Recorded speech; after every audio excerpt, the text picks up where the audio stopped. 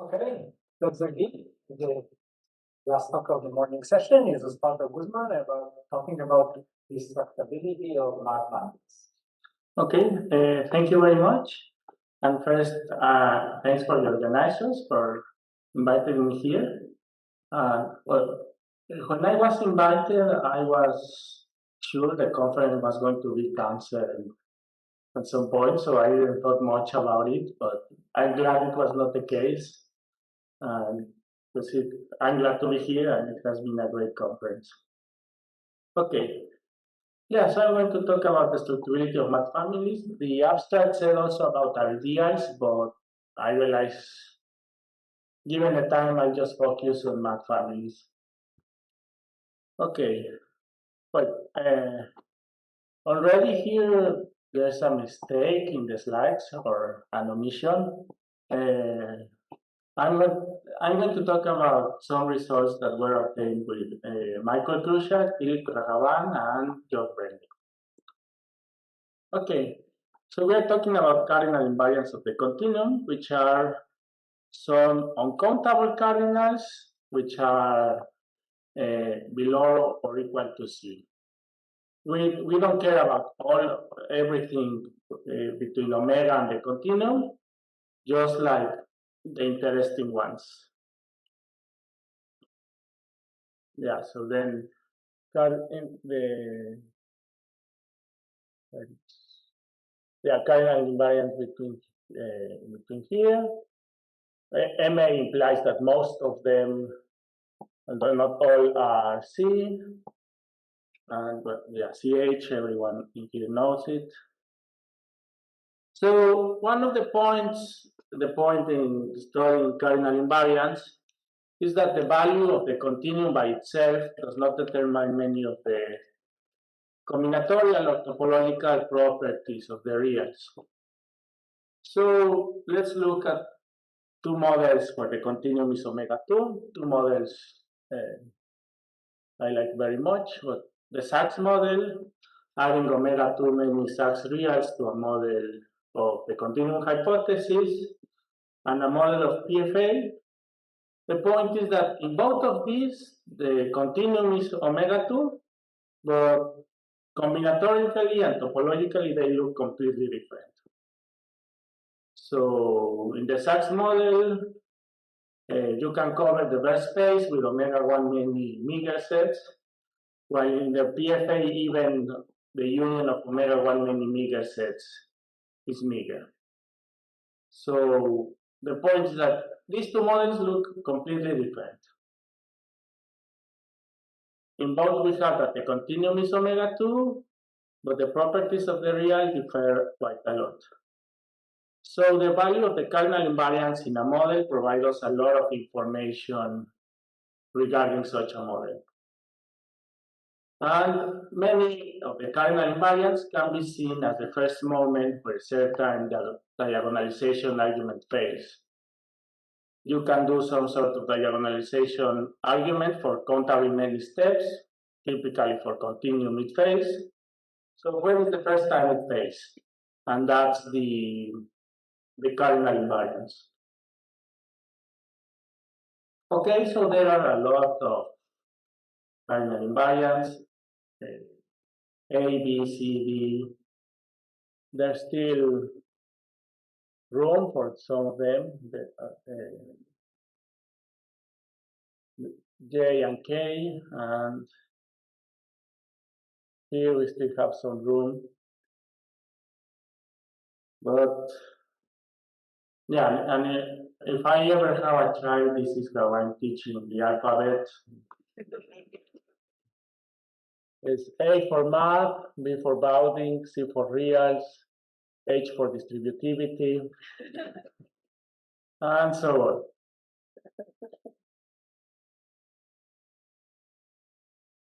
Okay, so let's mention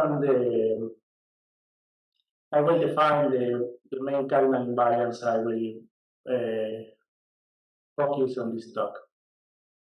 So, well, given two functions from omega to omega, f is less star than g if f of n is less than gn in almost all places.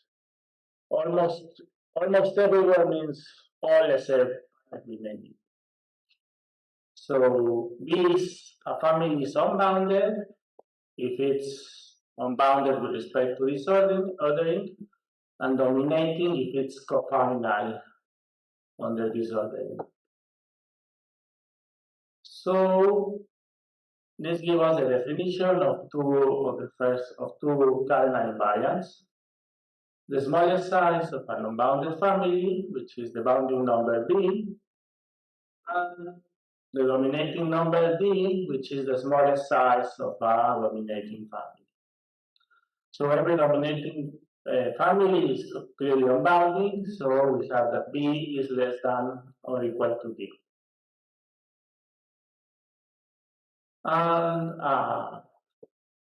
an infinite family of infinite subsets of omega, we want just to say that it's an infinite family to avoid trivialities. It's called almost disjoint, or AD, if the intersection of any two different elements is finite. And a map family is just an AD family that is maximal with this property.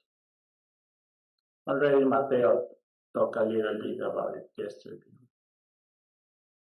And the almost disjointness number, A, is the smallest size of a map family. Okay, so we talked about three cardinal invariants, A, B, and D. What's the relationship between these three? B less than or equal to D follows essentially by definition. We already talked about it. And it's not that hard to prove that B is less than or equal to A. Yeah, the proof is easy. So then what about A and D? So, well, there is a theorem which I believe is due to Kuhnen, although I have sometimes heard people attribute it to a very prolific mathematician called Folklore. So it says that there is a model of in CFC in which A is less than B. And in fact, if you start with CH and add a lot of coincidence, then you will get a model of this inequality. So getting A less than D is very easy. What about the other one? Is it consistent that D is less than A? Yes, but this turns out to be much, much harder. And it was an open question for a lot of time. And in fact, a new method for building forcing notions was developed in order to solve this problem. So Shelar developed a technique called forcing along a template. So he proved this. You start with GCH, take kappa mu, your favorite regular cardinals bigger than omega 1, with omega 1 less than kappa less than mu. Then there is a CCC extension in which B is equal to D equal K, and A is equal to C equal mu. So, so a particular case is that we can get a model of CFC in which omega 2 is D and A is omega 3.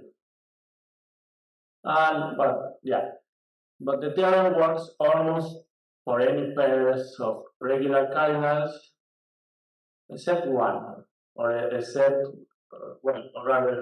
one case for kappa. The point is that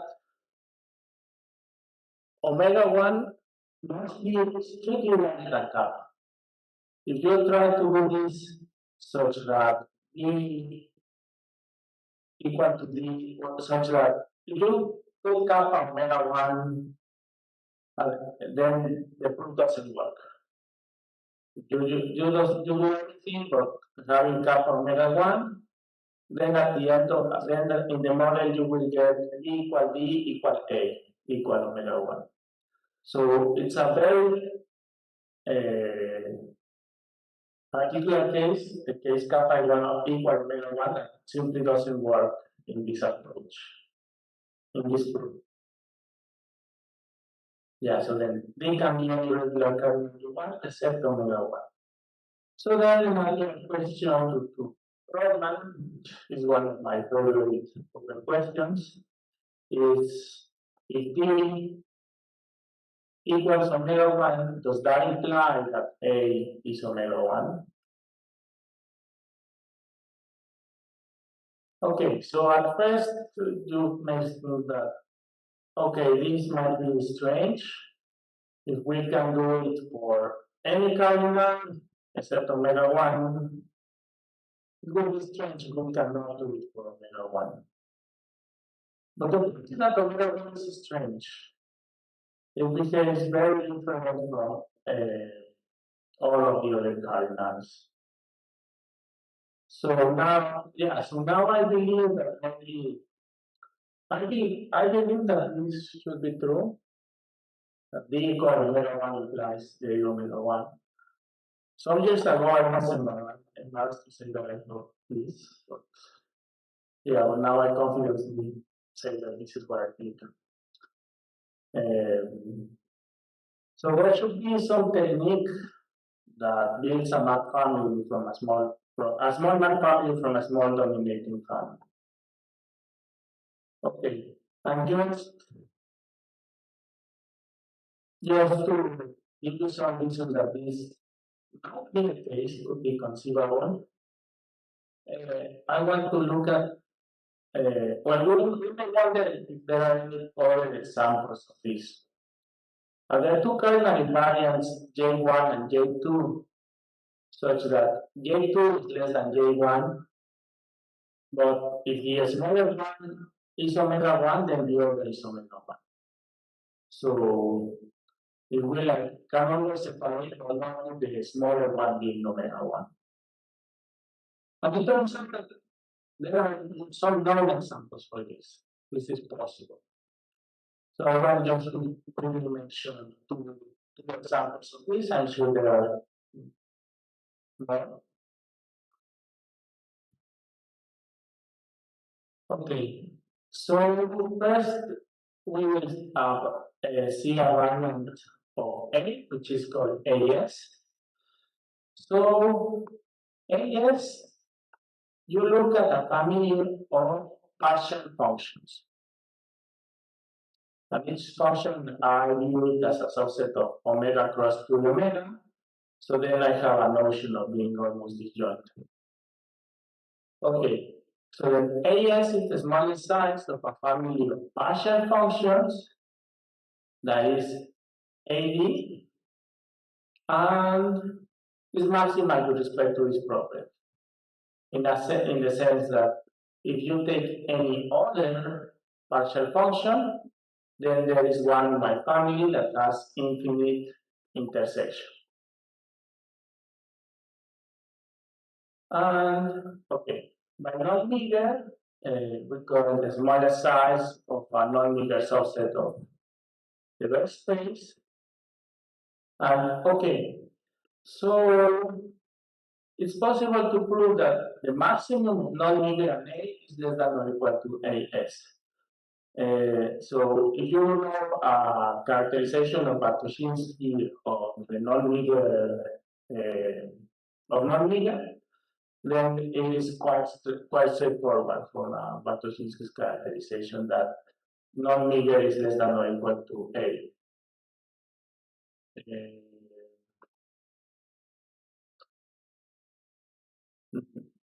And this is also if you take a family of AS of infinite partial functions and you add all columns, it will give you a map family.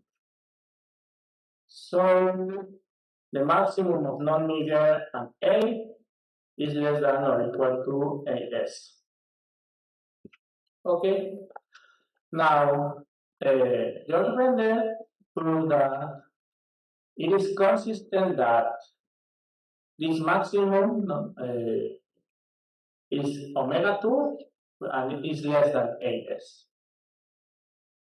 So this maximum may be strictly smaller than 8s. But interestingly, not if the maximum is omega 1. So then we have two cardinal invariants, such that one is omega 1. Well, one can be simply less than the other one, but not if the first one is omega 1. And just to mention, so this argument goes through some recursion of length omega 1, and you are using that all of the steps are countable. So yeah, you do some diagonalization. And I just want to mention that it's very specific for omega 1.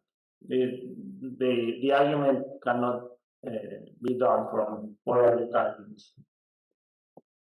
Okay. And another example is an invariant called A closed. So which is the smallest number of closed sets such that its union is a math family. So you have a math family. How many closed sets do I need to take in order to build a math family? So of course, singletons are closed, so I can always use singletons. But maybe I can do something more intelligent. Okay, so since singletons are closed, and a math family is its union of its singletons, we get that A closed is less than or equal to A. But really, okay, a lower bound for A closed is H.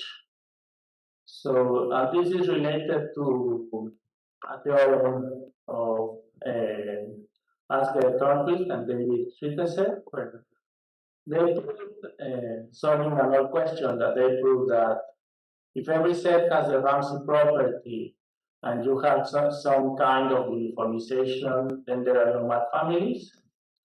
So, well, using that argument, and it's not completely straightforward, but based on that argument, you can prove that the distributivity number H is a lower bound of A closed. Okay. Yeah. Although this doesn't matter really.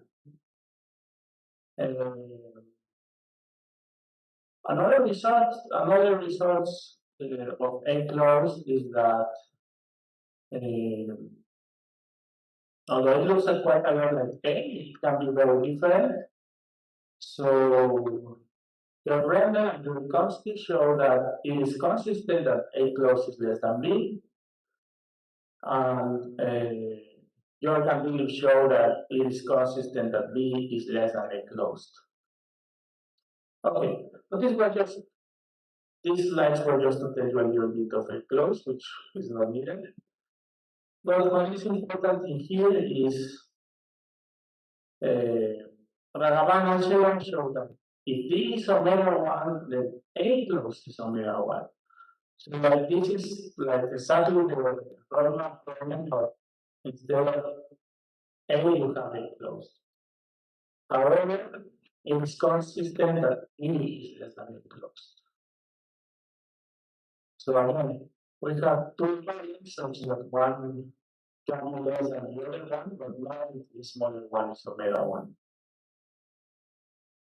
And interestingly, these two examples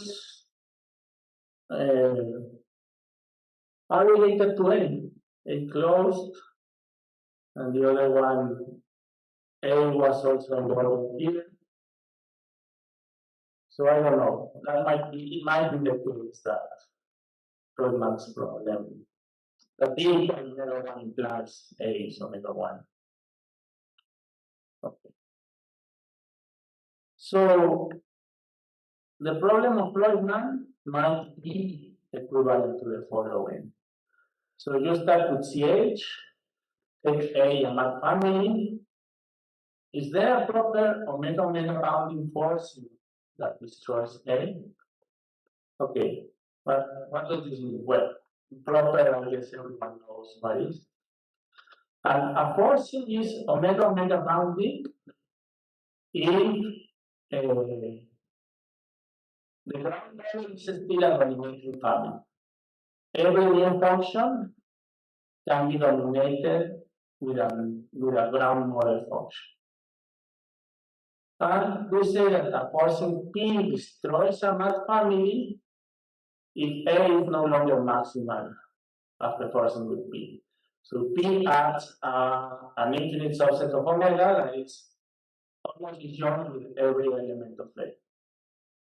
And if P does not destroy it, we say that A is P indestructible. So the point is that I don't know how to prove that Guzmán's problem is equivalent to this one, but they are very related. Specifically, if the answer to this problem is yes, then we can perform a forcing iteration, which will having a usual bookkeeping argument will give you a model where omega 1 is D and this is less than A.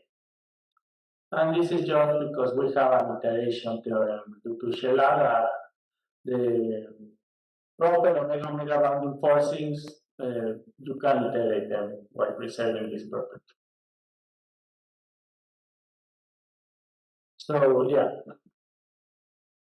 So in principle, it might be the case that no proper forcing works for solving Guzmán's problem, but you can solve it in another way, maybe starting from model with large continuum and adding a small dominating family while preserving a large. It might be the case, but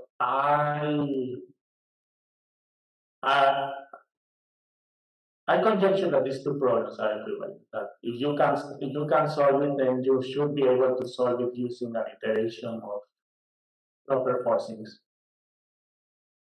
Okay. Well, so let's think a little bit then about this question.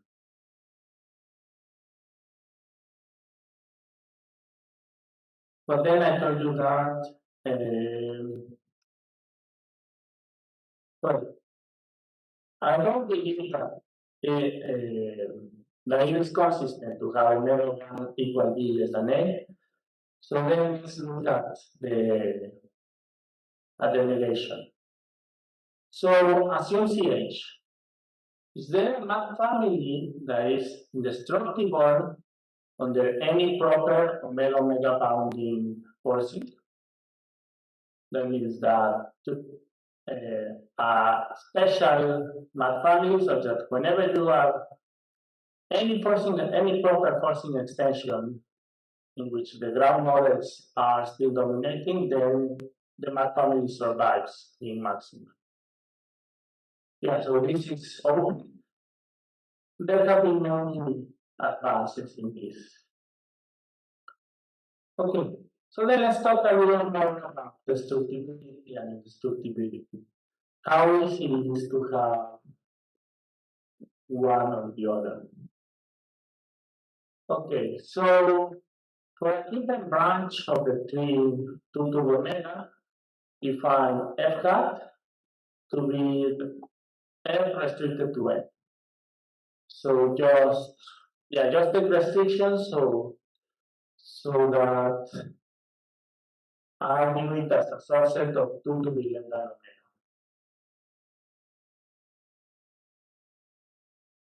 omega. And thank you. And let's call A3 to be a set of these restrictions. This is an AD family. And take any a math family extending this A3 such that every new element is an antigen.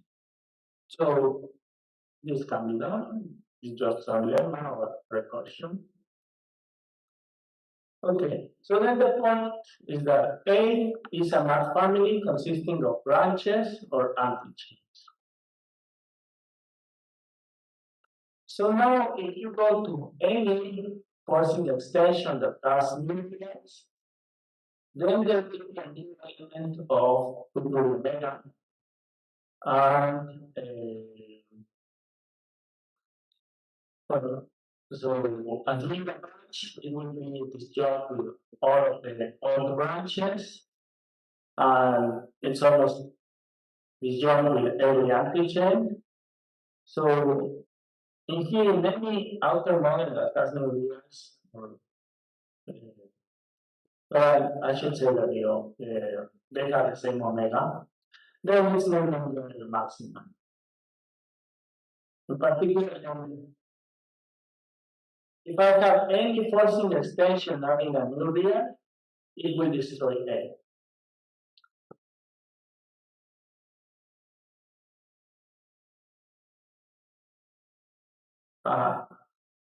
So we will have a family that gets destroyed by everything non-trivial.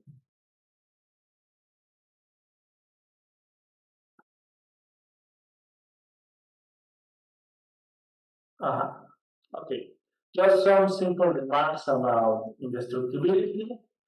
So it's a math family and a forcing notion.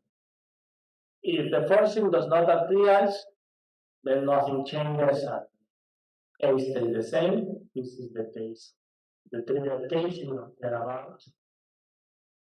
And if P acts as a dominating real, that means that if P acts as real bounding or the ground model, then P destroys A. So this is more or less because of P is less than equal to A. It's not exactly that, but if you know the proof that P is less than or equal to A, you would be able to prove this one. So adding a dominating real kills all of the math families. And another more interesting fact is the following. So the following are equivalent. Such forcing destroys a math family. This is equivalent that any forcing adding a real destroys A. And this will be the equivalent that it doesn't have to be related to forcing at all. Any outer model such that just A will founded. If it has new reals, then A will no longer be a math family. So this tells you that such forcing is the famous forcing for killing math families. So if such forcing kills it, then everyone kills it. But everyone are in real. The other doesn't count. So it's the such forcing is the weakest one in this sense. And this is a common feature with SACS is always the famous one. Okay, so I showed you how to construct, how to find a destructible math family, a very destructible math family. What about the indestructible ones? How will you construct an indestructible math family? Unfortunately, we don't know. So the following problem of Michael Krushak is open. Is there a SACS indestructible math family? Or if you don't want to talk about SACS forcing, is there a math family that is indestructible by some forcing adding a real? Of course, we can do this under several hypotheses, under CH or MA, you can do whatever you want. But in CFC, this is open. So it's very easy to construct destructible math families, but indestructible ones are hard, at least in CFC. Okay, this is what I mentioned. Okay. Let me tell you about the math family, the most indestructible math family I know of. Of course, but it won't be considered or a class of indestructible, the most indestructible math families I know. Okay. So if you have an A family by I of A, we know the ideal generated by A and unknown finite subsets. So in other words, a subset of omega is in I of A.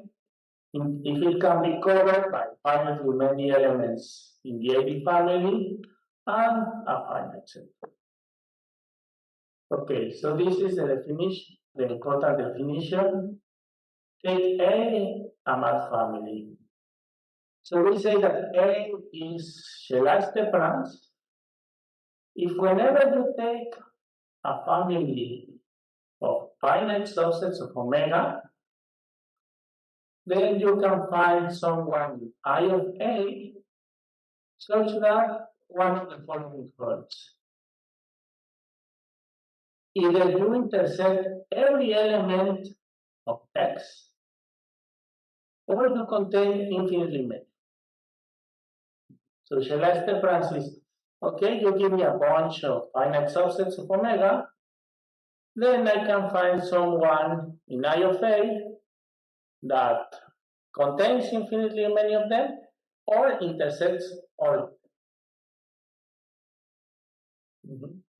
So this was introduced in the story of the Tarkin algebra.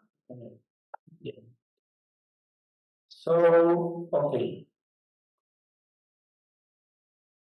And it turns out that this kind of families have very strong combinatorial properties. And they are the most indestructible families I know of. Okay, so how will you obtain one of these?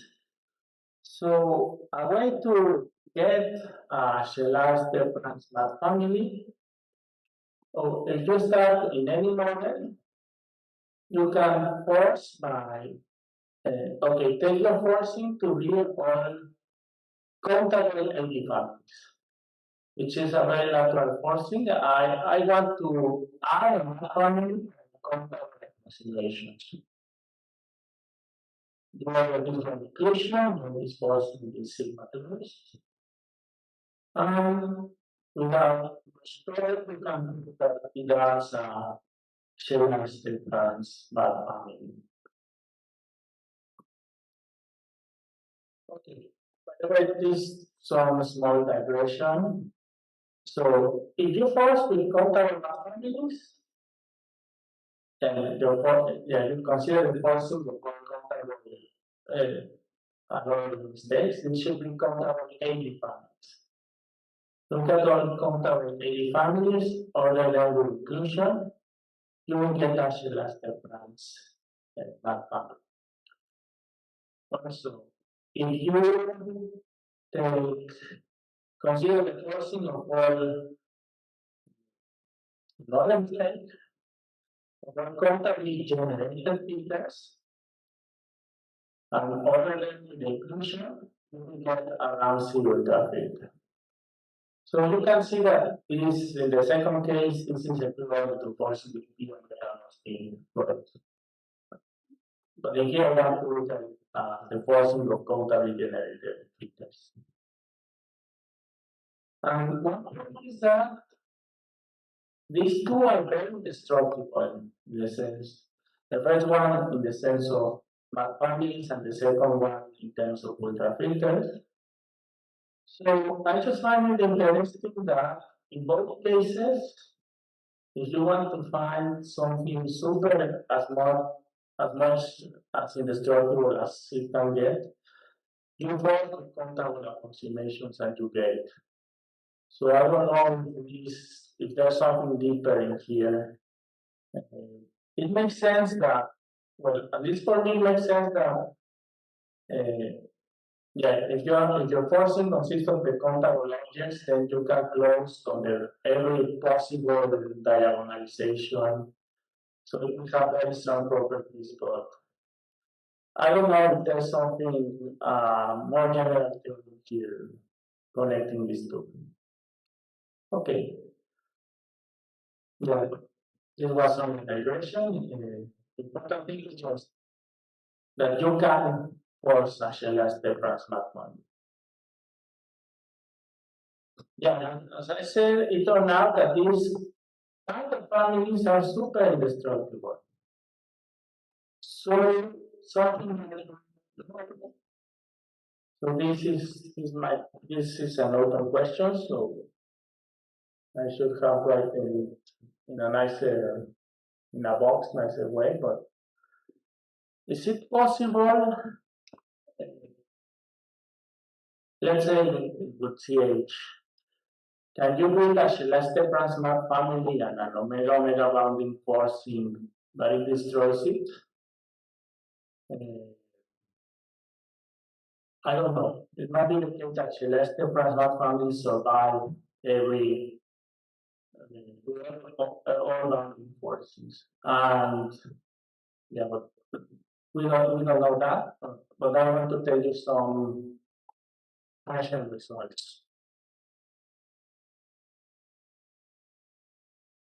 Okay, so then we got this theorem. So assume you have a Celeste Brandsmart family, and you have J definable sigma Gi in the verse space. So what does definable means? Well, very large cardinal, so how much definable is how much large cardinals you accept. But then you look at the forcing Pj, which is the Borel set subsets of omega of the verse space modulo J. So these are very common forcings used on set theory of the reals and in your fundamental group, that will happen. So that's one thing I don't know. Okay, so assume that each forcing is vector and has what is called the continuous rule of names, which has a formal definition, but it's exactly what you can expect. Every name new real you can do in a continuous way. So if Pj destroys A, then it adds a dominating real. So, okay, so if I'm going to say it in a more sloppy way, it will be if I define the theorem tells you that if I define a forcing kills a selected Brandsmart family, then it acts dominating reals. So, and in this case, it kills all my families. This is if it doesn't do the other, it kills all my families. It's not interesting in terms of destructibility. So again, if you want to kill a family as a selected Brandsmart family in final forcing, then it's only the trivial case when you are dominating real. This problem and continuation. But then still it's more destructive. So it's a overkill, but this tells you that A is more in all of the core, random, and Miller models, Silver model, SAC model, all of those tell you that they cannot kill Celeste Brandsmart families. So, yeah, and another question is if it's possible to kill a Celeste Brandsmart family with forcing. Well, if the forcing is definable, then no. Okay, So now let's go under restriction, another class of forcings that are destroyed the Shelley math family survive. And for this, I want to find what is called the bounding. So take a function method and a condition. So the game goes as follows. The first player, which is like the bad guy, plays an open sets below P, and the good guy chooses finally many in there. Then the bad guy chooses another open set, and the good guy chooses finally many in there, and so on. So after many steps, the good guy plays two things.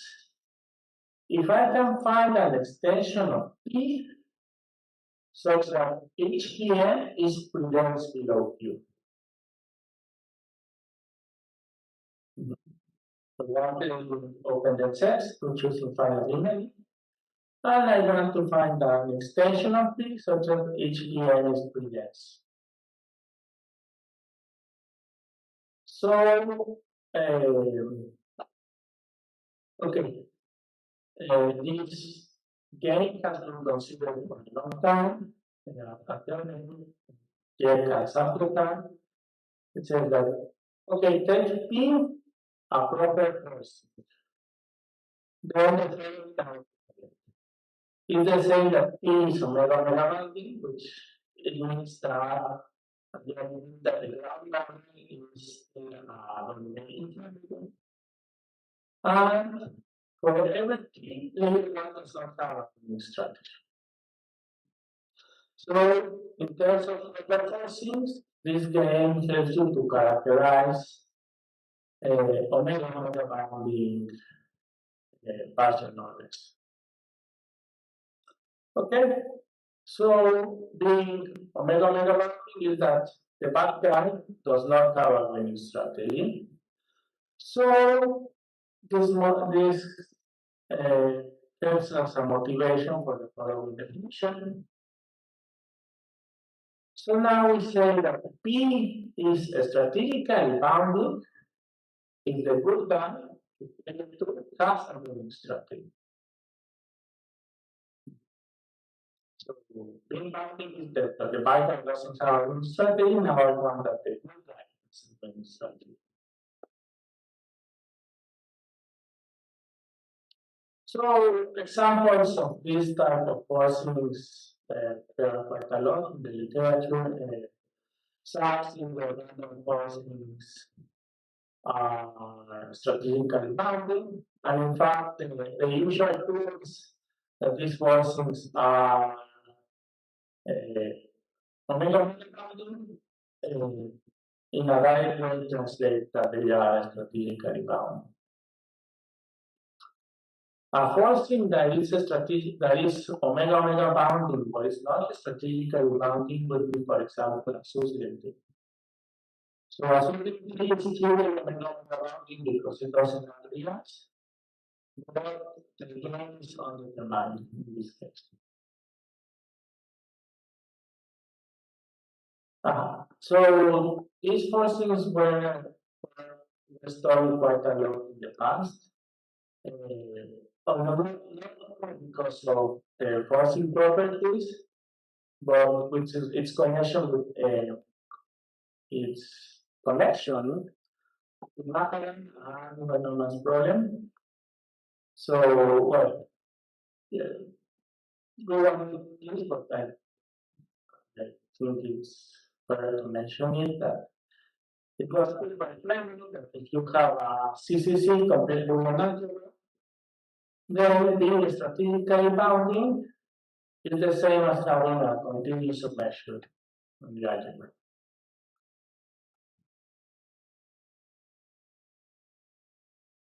Okay, so a particular form of strategically bounding forcings will be what I call axiom A for D, or we say P is action A for D, or has an action A structure for D.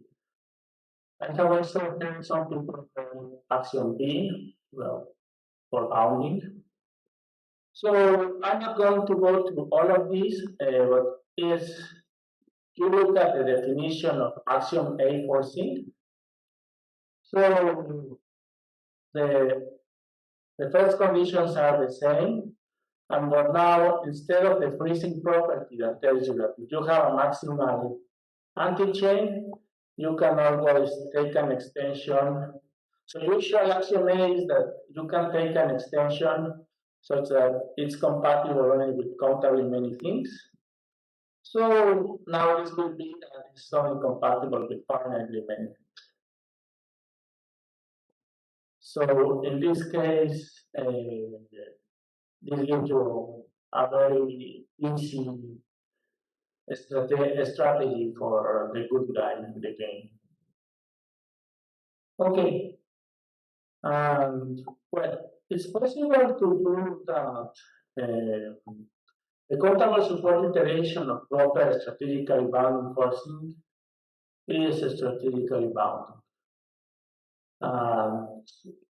The proof is a little hard, but something I found interesting is that I try to modify the usual proof, the common proof of the iteration of proper forcings, the proof everyone knows, and when it works right, we can modify that proof to work.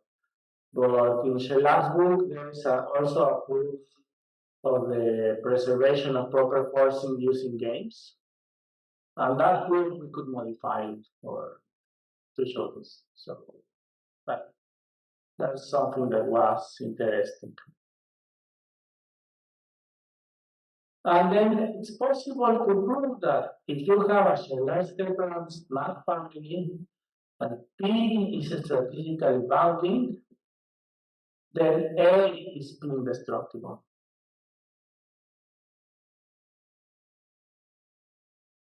So then, related to what I said before, that I don't know how you can kill a Celeste Plasma family with a nice omega bounding forcing. So then we know that if the forcing is definable, then you cannot. If the forcing is strategically bounding, then you also cannot. So this has been like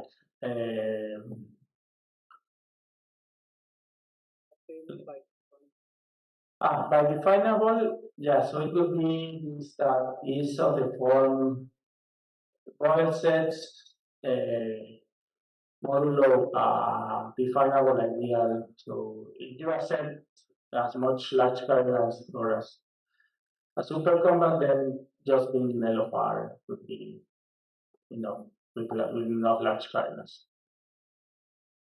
Yeah, thank you. Yeah, so then I find it, yeah, so I find this kind of math families that might be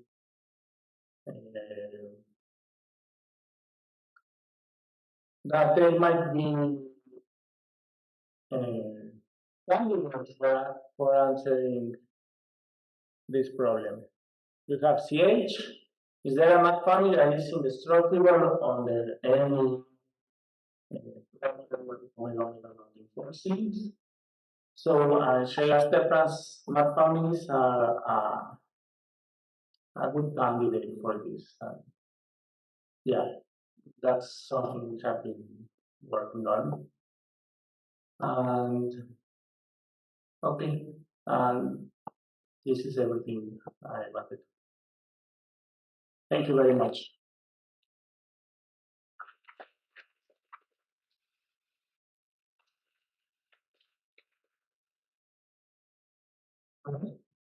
Any questions, comments? There's one from the web. There is one question from the web. From the web, there is one question. Oh, from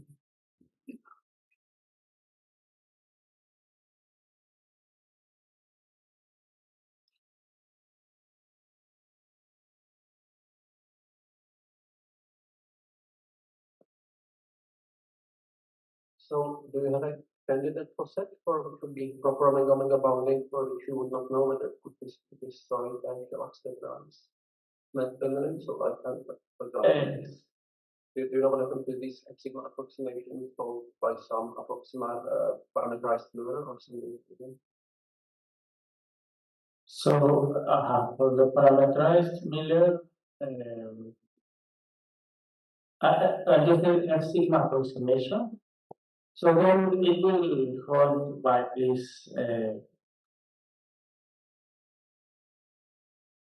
Well, yeah, if everything is definable, it won't work. So, yeah, that's for the final ones. So really, I don't have a candidate.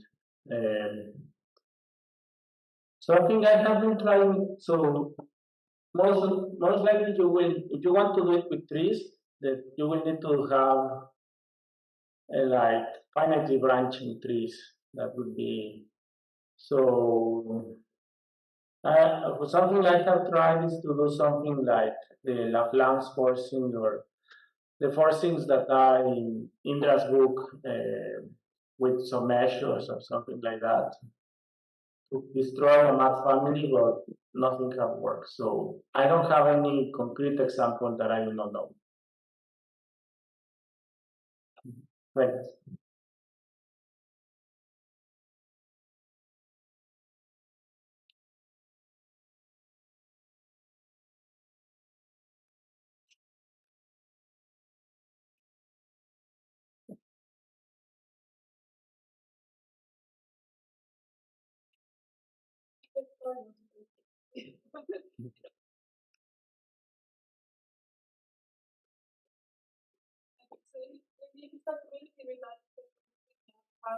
The more large patterns you have, the more scientific you can get. So is it actually generic or synthesis, or what are you using for that?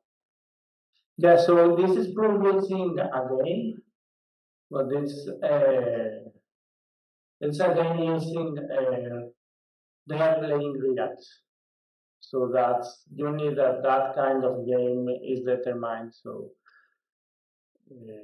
yeah, so I think I haven't checked, but I don't think even for Borel it's obvious that it's determined. But you need games that allow playing reals to be determined that live in LFR. So that would be. Thank you. Do you know the problem becomes easier to manage? But do you know what happens if you're looking at challenge stuff on timelines, but you're just trying to preserve them by these portions of the stack property, or portions because they have something stronger than just omega bounding, you know, Oh, in terms of size, these are the stats property, for example. yeah, so I don't know, yeah, because even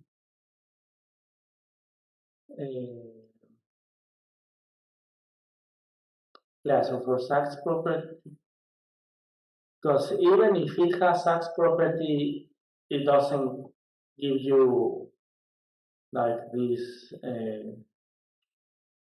Yeah, so everything, the only property I know, like, which is a strengthening, would be the one from the game.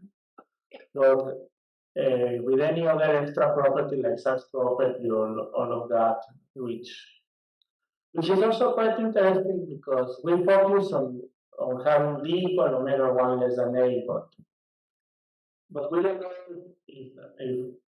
if the cofinality of the null idea equal omega 1 is less than A, if this cofinality is omega 1, if this implies A is omega 1. So really, yeah, that's also an open question. So like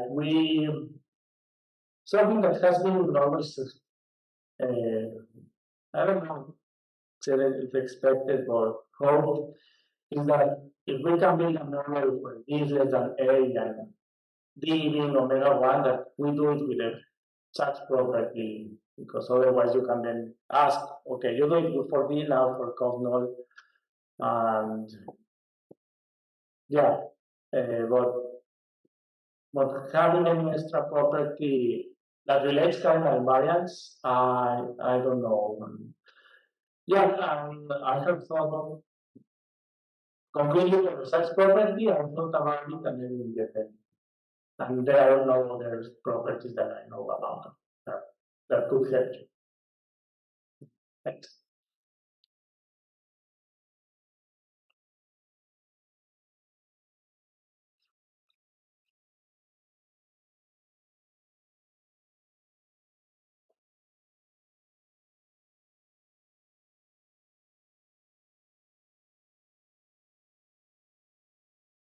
So some of the results that you talk about in the certain hierarchy on the memories. So we put one memory below another.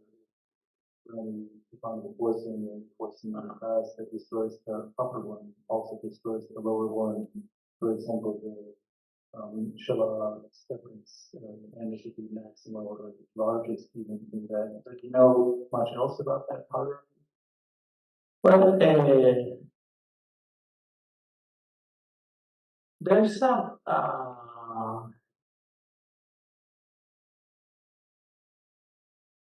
well, there's a very related hierarchy, which is not exactly that, but it was defined precisely in the spirit of that, which is called the catheter order.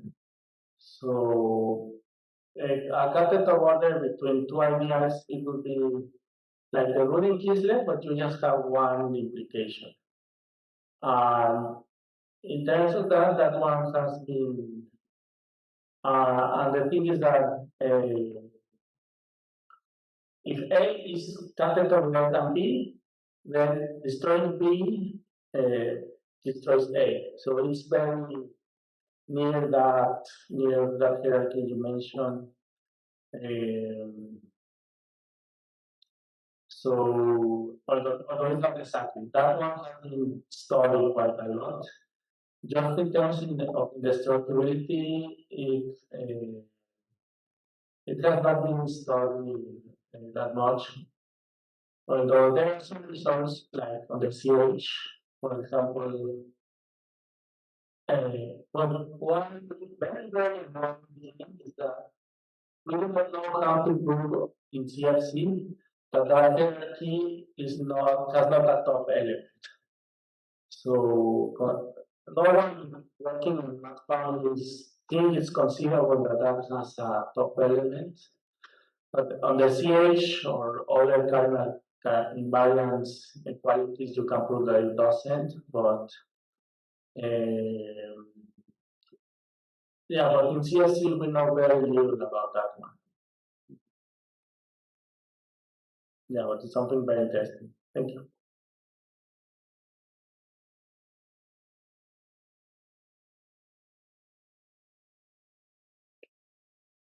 So you define this A stuff closed. I was wondering whether you should define A stuff analytic. Is this treated in some way, or do you go into it? No, in fact, everything what we see is not known. If you work with an analytic, is in fact to show that A closed is not different from A analytic. So it's open or? Yeah, it's open. So everything I mentioned in the slides is also true for A analytic. But it is unknown if you can separate A closed, A for L, or A analytic.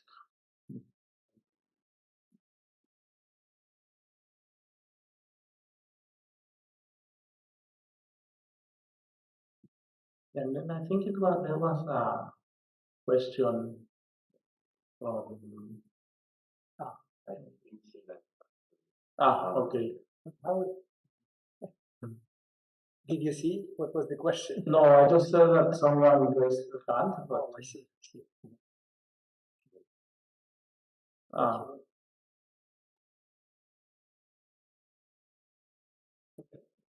More questions? All right. Thank you, speaker, again. Thank you very much.